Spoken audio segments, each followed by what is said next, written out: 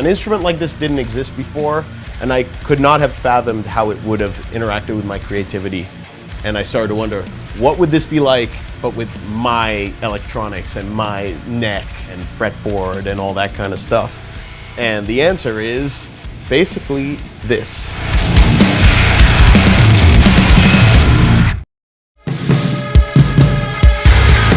Hey guys, what's up? Misha here, and I have something very special to show you today. This is the Jackson CustomShop Baritone Surfcaster in Army Drab Heavy Relic. So what's interesting about this guitar is this was a curiosity. So obviously this is a very different guitar from what we usually do. I normally do my super strats, but you know, I do love a good offset. I didn't quite know what I was gonna do with the guitar. I was definitely gonna play around with it. What I didn't expect was for it to inspire me so much.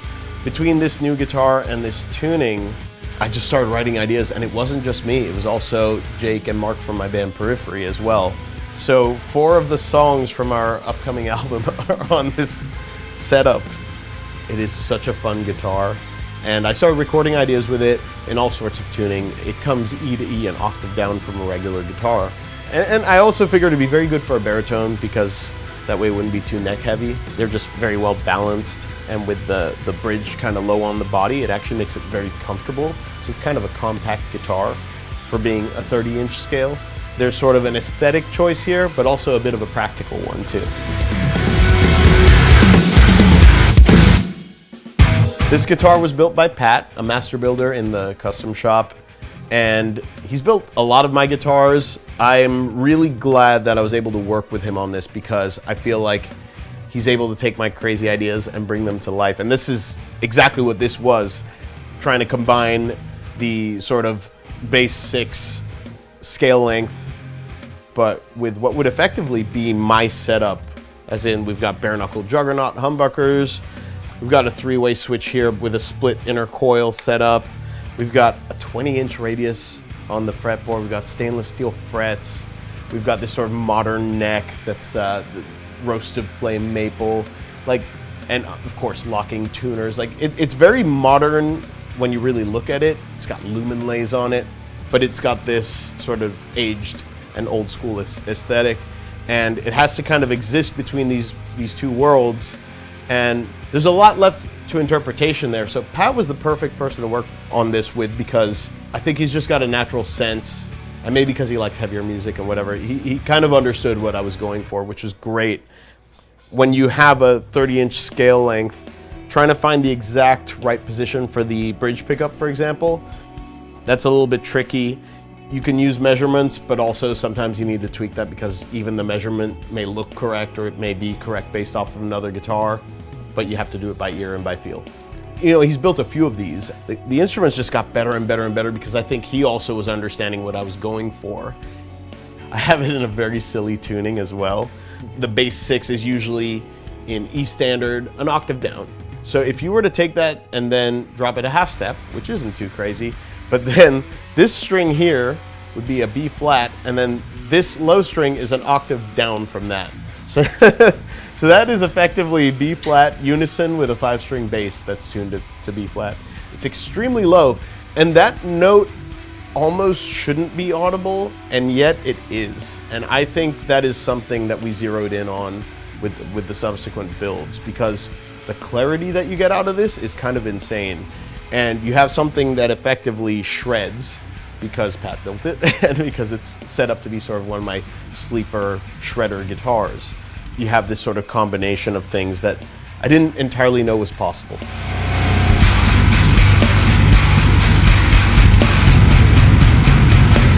So this one is actually the first one I worked on with Pat. This was the sort of dream guitar come to life. I want to do a heavy relic where it looks like it was black, but then someone finished it shell pink over the black. I thought it was kind of funny that it tells a story like, oh, I wanted the guitar to be pink and not black. We've been experimenting because this is a Ragnarok, this is a Juggernaut, and you know, I was trying to figure out which pickup I liked more. And also the pickup placement. This pickup used to be a lot higher up, and this is sort of like where I was like, hey, I think this needs to move a little closer to the bridge. This one's sort of the most prototype of the bunch. but it's still largely the same guitar. Like, it was pretty much nailed from the beginning, and it was a proof of concept that showed like that we have a really, really special instrument. So this one you'll see is a little bit different. The main difference on this one is it has an Evertune, which I'm a very big fan of. The Evertune is wonderful when you're recording in the studio because it keeps things in tune, and so much of studio time is wasted tuning. And then live, it's been indispensable, especially when we're playing in some of our more absurd tunings. As we started to write with the baritones, we're like, okay, well, a substantial amount of this new album is going to be on this guitar. I want a guitar that I could kind of lean into and not have to worry about, you know, the pitch going sharp or whatever. And when it came to tracking, this guitar ended up being used a lot because it just made hitting that low note and getting it to be perfectly in tune very, very easy. And other than that, like, this is pretty similar. Again, we have the Juggernaut pickups here. This time these are both covered, experimenting with different looks. Talos Turquoise, which is just based off of a custom shop telly that I've got. That's Taos Turquoise, you know, and I love my blues. And I think Taos Turquoise is just one of the most gorgeous blues, so had to try it out, and I think it looks wonderful. We mocked it up and decided that the white pick guard kind of looks a little better with this one. It's pretty much exactly the same guitar.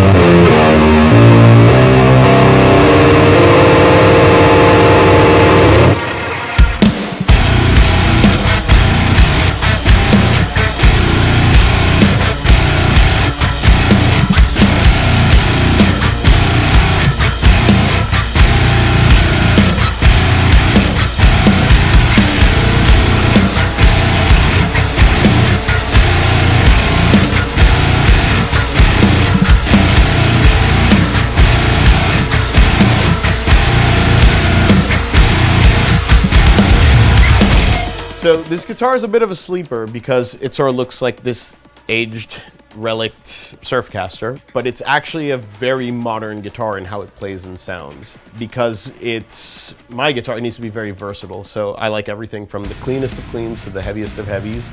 I generally focus on my bridge pickup being humbucker tone. So obviously I've got my bare knuckle Juggernaut set in here, which is a very versatile set and reacts very well to your right hand. If you're a dynamic player like I am, you will really appreciate that. And then, you know, regular neck pickup, which is very beautiful on this as well. And with the sort of placement and the 22 fret neck, like, it's just, it sits under the harmonic note and just sounds very rich.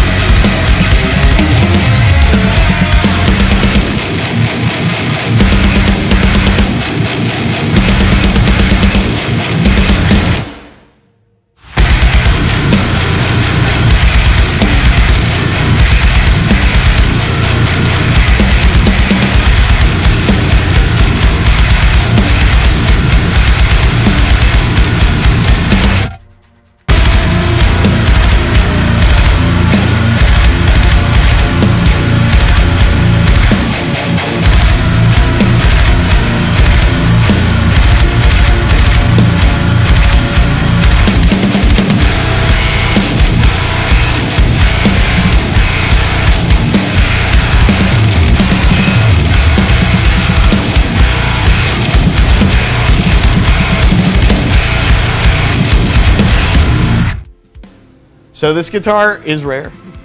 This guitar is going to continue to be rare because this is a master-built custom shop run.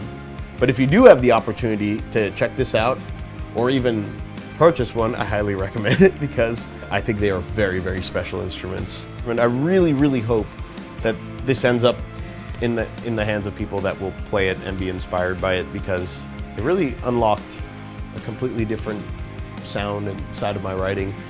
Sometimes we experiment with different tunings on existing guitars to generate ideas, and that has worked like a charm. Changing the format of the guitar too apparently works wonders. We've done custom shop runs before, but this is the most different thing. And the fact that the Jackson Custom Shop could pull it off to this degree, where it's not only an interesting and unique instrument, but a phenomenal one too, like a really, really good sounding, well playing, and inspirational instrument. That's just a testament to the quality that comes out of there. I can tell you I am far from done writing with this instrument. There are many more ideas in this guitar. I really hope that anyone who plays this instrument has a similar experience with it.